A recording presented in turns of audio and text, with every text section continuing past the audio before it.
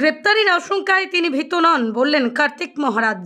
মুর্শিদাবাদ সফরে গিয়ে মুখ্যমন্ত্রী মমতা বন্দ্যোপাধ্যায় দাঙ্গা নিয়ে নাম না করেই ভারত সেবাশ্রম সংঘের বেলডাঙ্গা শাখার প্রধান কার্তিক মহারাজকে নিশানা করেছেন। মুখ্যমন্ত্রী বলেছেন, 2-3টে লোক আছেন, তাঁরা গণ্ডগোল পাকাচ্ছে, তাঁরা নাকি বিরাট ধর্মনেতা। সোমবার সন্ধ্যায় ব্যারাকপুর জেলার বঙ্গীয় হিন্দু সুরক্ষা মঞ্চের তরফে শ্যামনগরের রত্নেশ্বর ঘাট সংলগ্ন রেলওয়ে সাইডিং ময়দানে এক অনুষ্ঠানে এসে কার্তিক মহারাজ বলেন, তিনি একজন সন্ন্যাসী, তার আগে ও পিছে কেউ নেই। মুর্শিদাবাদে যেভাবে হিন্দুদের ঘরবাড়ি লুটপাট হয়েছে, যেভাবে পিতা পুত্রকে নৃশংসভাবে হত্যা করা হয়েছে, তিনি তার প্রতিবাদ করেছেন। তাঁর সাফ জবাব, গ্রেপ্তারির আশঙ্কায় তিনি ভীত নন। বাংলাদেশে চিন্ময় কৃষ্ণ দাস প্রভুর ফের গ্রেপ্তারি নিয়ে তিনি বলেন, জেল মুক্তির আগে আইনজীবী হত্যা মামলায় তাকে ফের গ্রেপ্তার করা হয়েছে। ওনার মুক্তির চেষ্টা চলছে। সুপ্রিম কোর্টে আইনজীবী নিয়োগ করা হয়েছে। উক্ত অনুষ্ঠানে হাজির ছিলেন বিজেপির ব্যারাকপুর জেলার সভাপতি মনোজ ব্যানার্জি, মহিলা মোর্চার রাজ্য সভানেত্রী ফাল্গুনী পাত্র, হিন্দু জাগরণ মঞ্চের দক্ষিণবঙ্গ প্রান্তের সদস্য রোহিত সাউ, ব্যারাকপুর জেলার হিন্দু জাগরণ মঞ্চের সংযোজক সাগ্নিক বিশ্বাস প্রমুখ। আমি ভারত সেবাশ্রম সংঘের সন্ন্যাসী। উনি যখন শপথ গ্রহণ করেছিলেন সেদিনই বলেছেন, মুখ্যমন্ত্রী যখন শপথ গ্রহণ করেছিলেন তখনই বলেছেন যে ভারত সেবাশ্রম সংঘ ভালো কাজ করে, আবার কোথায় কোথায় দাঙ্গা করে। আজকে সারা ভারতবর্ষব্যাপী আপনারা জানেন আমাদের আশ্রম রয়েছে, গয়া, কাশী, পুরী, প্রয়াগ, হরিদ্বার, দিল্লি, বোম্বে, কুরুক্ষেত্র। কোনো জায়গায় উনি প্রমাণ দিতে পারবেন। পশ্চিমবঙ্গতেও উনি এখানকার সর্বময় কর্তৃ, তার হাতে সমস্ত ডিপার্টমেন্ট। আর আমার কর্মক্ষেত্র বিশেষ করে মুর্শিদাবাদ জেলায় 50 বছর যাবৎ আছি। আমি ছিলাম বাঁকুড়া জেলায়, আমি ছিলাম পুরুলিয়া জেলায়, আমি ছিলাম দিনাজপুর জেলায়। সুতরাং মুর্শিদাবাদ জেলার বহু ডিএম, বহু এসপি ছিলেন, তাদের কাছে রিপোর্ট নিলেই পারেন। এবং মুর্শিদাবাদ জেলায় 12টি আমাদের school, primary level, high school রয়েছে 4টি, এবং সেখানে হসপিটাল আছে। এবং মুর্শিদাবাদ জেলার মানুষ সেখানে আমাদের রাজনৈতিক দলমত নির্বিশেষে, জাতি, ধর্ম, বর্ণ নির্বিশেষে সাহায্য করেন। মুর্শিদাবাদ বিড়ি কোম্পানিগুলো রয়েছে, সেই বিড়ি কোম্পানির প্রভূত পতাকা বিড়ি থেকে আরম্ভ করে সেখানে আমাদের খলিলুল যিনি এমপি, সেখানে শিব বিড়ি, জাকির, তারা সাহায্য করেন। আর তিনি এটা কাকে বলছেন? আমি সন্ন্যাসী, আমি নিজের শ্রাদ্ধ নিজে বিরজা হোম করে সন্ন্যাসী হয়েছি। আমার আগেও কেউ নেই, আমার পিছেও কেউ নেই। একটা সিআই অফিস ছিলেন ওখানে ল্যান্ডার, এটা তুলে নিতে বলেছেন, আমাকে কিছুটা নিরাপত্তাহীনতায় ভোগাবার জন্য এটা করছেন। আর 3 ঘন্টা লাইট অফ করে রাখা, 48 ঘন্টা। সুতরাং সেখানকার ডিপার্টমেন্ট, ইলেকট্রিক ডিপার্টমেন্ট রয়েছে। আমি কি এত বড় শক্তিধর যে আমার কথায় লাইট বন্ধ হয়ে গেল? আর দাঙ্গাটা মুর্শিদাবাদে করবে কেন? আমার 100 এতগুলি বাড়ি পুড়িয়ে দিল, এতগুলি বাড়ি লুটপাট হলো, 2 পিতা পুত্রকে যেভাবে জঘন্যভাবে হত্যা করেছে, এর জন্য কার্তিক মহারাজ কেন? কার্তিক মহারাজ যদি দাঙ্গা করেন, কার্তিক মহারাজ করবেন যেখানে হিন্দু অধ্যুষিত এলাকায়। আজ পর্যন্ত কোনো জায়গায় সনাতন হিন্দু ধর্মের মানুষ এরকম কাজ করেছেন, এরকম ঘটনা করেছেন?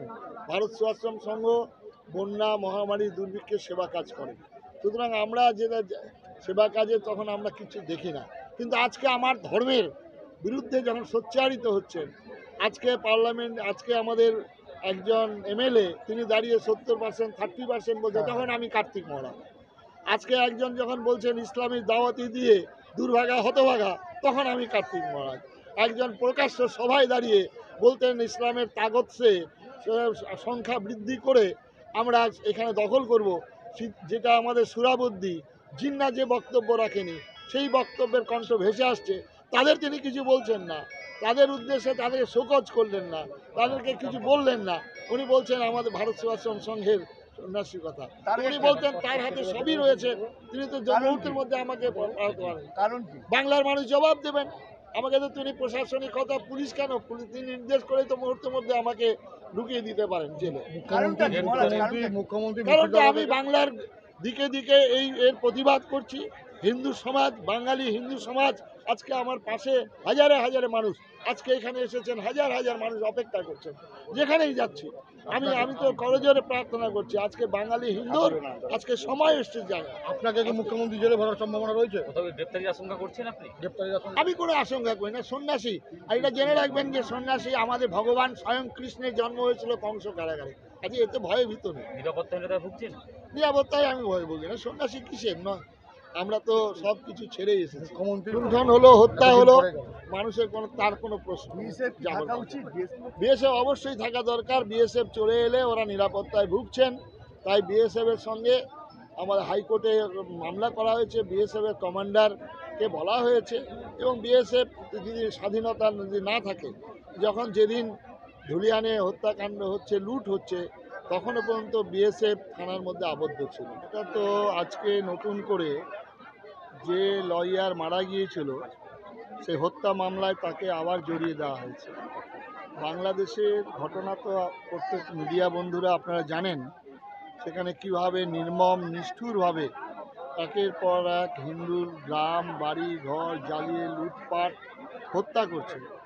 এবং সেই পরিস্থিতিতে চিন্ময় দাস প্রভু বাংলাদেশের সমস্ত হিন্দু সম্প্রদায়কে একটা কমন প্ল্যাটফর্মে নিয়ে এসেছিলেন। আমাদের মধ্যে ভেদাভেদ ছিল, হাড়ি মুচি মেথর ডোম ব্রাহ্মণ ক্ষত্রিয় বৈশ্য, সেখানে নানা রকম সাধুদের মধ্যে ভেদাভেদ ছিল। একমাত্র চিন্ময় প্রভু তিনি একতাবদ্ধ করেছেন, কমন প্ল্যাটফর্মে নিয়ে এসেছেন, যার জন্য আজকে সেখানকার সরকার তার বিরুদ্ধে এরকম আইন প্রয়োগ করে তাকে গ্রেপ্তার করেছেন। এবং এমনই গ্রেপ্তারের মধ্যে তাকে ওষুধ দেওয়া হচ্ছে না, আইনি তাকে কোনো সাহায্য করতে পারছে না, এবং খেতে দেওয়া পারছে না বাংলাদেশের চিন্ময় প্রভুকে। এবং তার জন্য আমরা প্রার্থনা করছি, প্রার্থনা ছাড়া আদৌ কি মুক্তি পাবে চিন্ময় কৃষ্ণ দাস? মনে হয় পাওয়া যাবে না, কারণ আমরা হাই কমিশনার, ভারত সরকার সমস্ত লেভেল থেকে আমরা চেষ্টা করেছি তার মুক্তির জন্য, এবং এখনও পর্যন্ত আমাদের রবীন্দ্রনাথ বোস লড়াই করে যাচ্ছেন। সুপ্রিম কোর্টেও আমরা লয়ার ওখানে নিয়োগ করেছি, দেখি কী হচ্ছে।